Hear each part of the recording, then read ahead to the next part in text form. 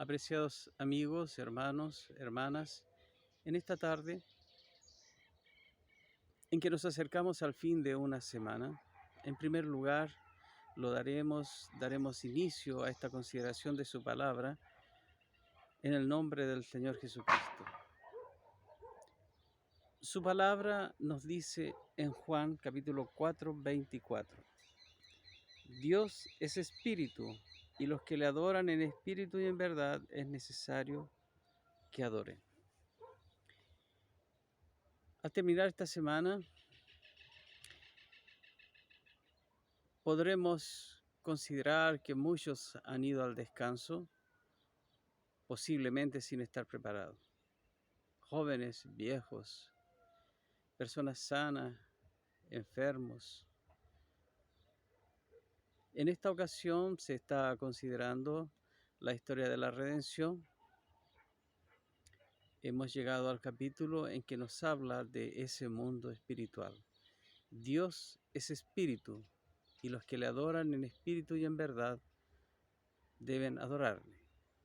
Nosotros encontramos desde el Génesis hasta el Apocalipsis esas referencias a que Dios vive en una esfera cercana y a la vez lejana de nosotros.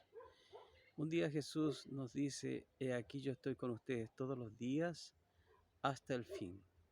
Jesús dice: yo me voy, pero en mi lugar vendrá el Espíritu de verdad.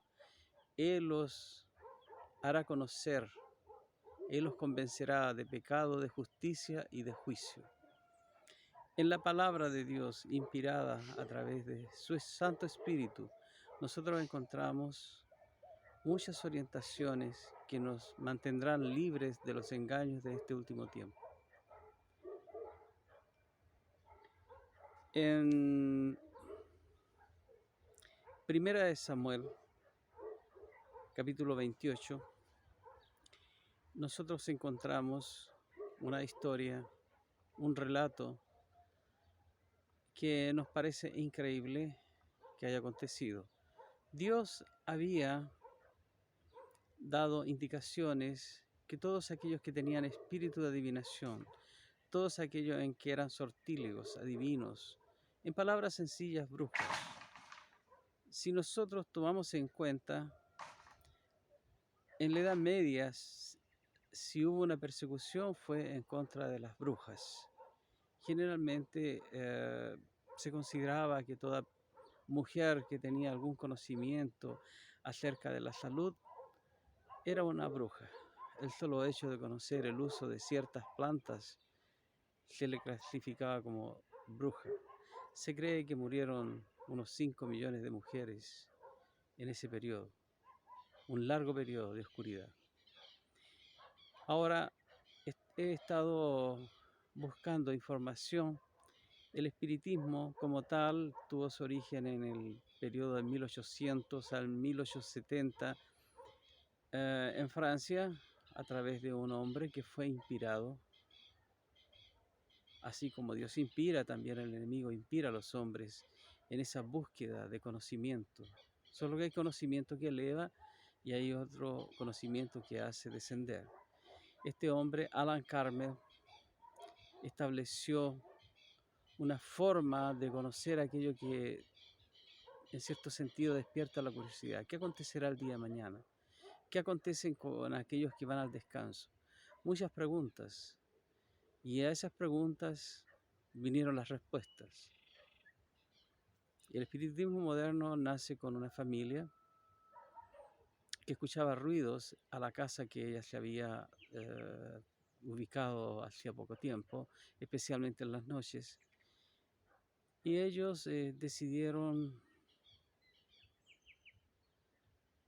considerar cuál era la razón de esos ruidos. Esto dio origen a lo que se conoce como el espiritismo moderno. Ellos llegaron a una conclusión.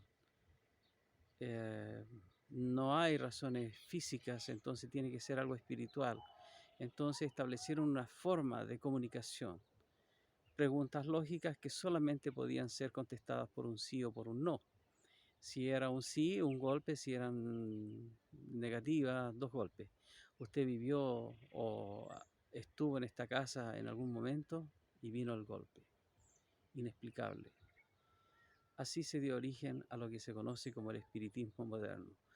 Mencionando la experiencia que se relata en Samuel, en una primera instancia Saúl cumplió el encargo, pero como en toda acción, se libró una mujer que es conocida como la pitonisa de Endor. La pitonisa de Endor vivía en una caverna donde hacía sus sesiones espiritistas, de magia. Muchos de ellos hallan que hacen un bien a la humanidad.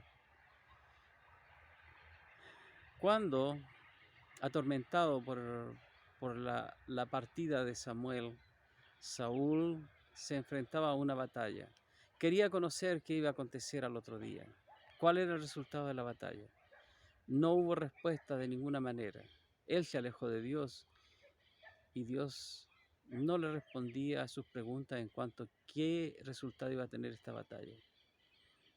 Y alguien le sugirió, alguno de sus soldados le sugirió: ¿por qué no vas? Le llevas un dinero y ella va a consultar a los espíritus de los muertos. Saúl fue, él era reconocido por su altura, pero se disfrazó y le pidió a la mujer. La mujer le dice: ¿a quién quieres que te haga venir? Y él dice: quiero hablar con Samuel. Ella comenzó sus encantamientos y como resultado de estos encantamientos comenzó a hablar de una manera diferente y Saúl pregunta: ¿qué ves? Veo espíritus que vienen de la tierra. Es una persona anciana. Y en esto Saúl quedó convencido que era el espíritu de Samuel. Ahora este espíritu le dice muchas verdades, que de hecho al leer la historia, al otro día se cumplieron tal como había dicho. Saúl murió, sus hijos murieron, y fue un desastre para el pueblo de Israel. Y también para su vida. Su vida espiritual quedó en ese punto, consultando a una pitonisa. Hoy en día no son pitonisas, son medios espirituales, que aseveran comunicarse con el espíritu de los muertos. En cierta ocasión me llamó la atención que hoy por hoy los cementerios en la noche de Año Nuevo permanecen abiertos. Yo dije: medianoche en el cementerio.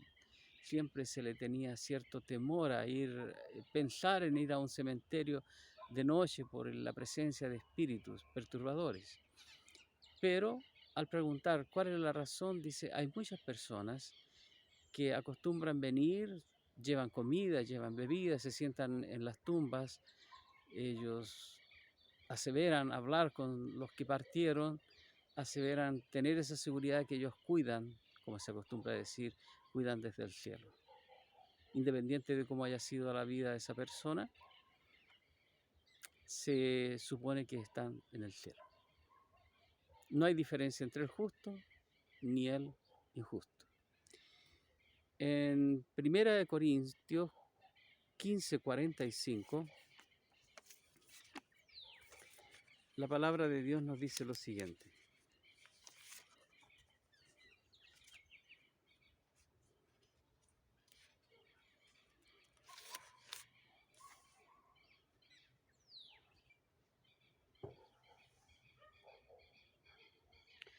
así también está escrito: fue hecho el primer Adán en alma viviente y el postrer Adán en espíritu vivificante.